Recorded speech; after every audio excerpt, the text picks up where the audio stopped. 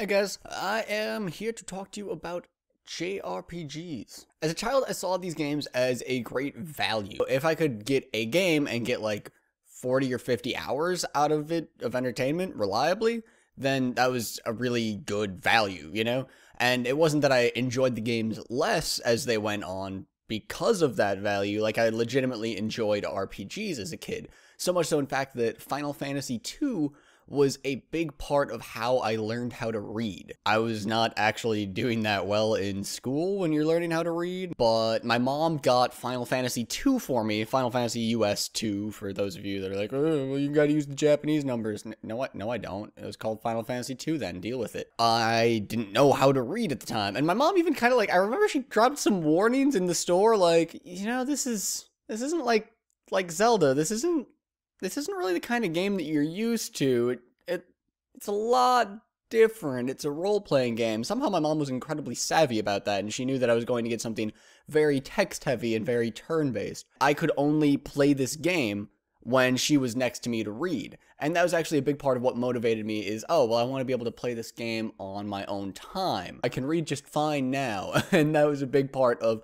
what caused that to happen sooner rather than later. I wasn't particularly interested in books. I enjoyed having my mother read those to me more than reading them myself by a wide margin. Final Fantasy II, I wanted to proceed, and, you know, it's like a much more colorful experience, and it's got this interactive element, and heck, in order to even just fight, you need to know what those different commands say, and you need to know it pretty much by heart. And Final Fantasy III, close to my heart. 7, loved it. Final Fantasy 8, loved it. Final Fantasy 9, loved it. I don't understand why people have such a problem with that game at all. That game's wonderful. Final Fantasy X, loved it. Final Fantasy X too? Oh, wait, nope, now I'm in college. And on top of that, I've sort of discovered things like Guild Wars at this point, where you can get a game and then you get not just like a set amount of story, you get like an infinite amount of gameplay because you end up making friends in it, you end up playing with your friends, and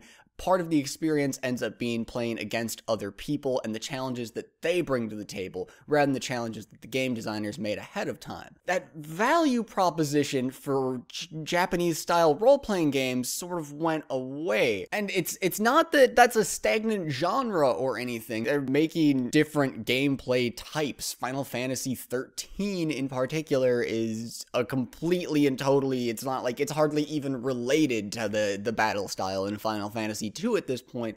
It's not that I find the combat boring, it almost just feels like that big reason that was getting me into these games in the first place is gone. You could just play League of Legends with your friends, and you could do that literally forever. And to a large extent, I choose competitive gaming over single-player gaming in general nowadays for my legitimate leisure hours, other than when I have to bring you guys beautiful walkthroughs.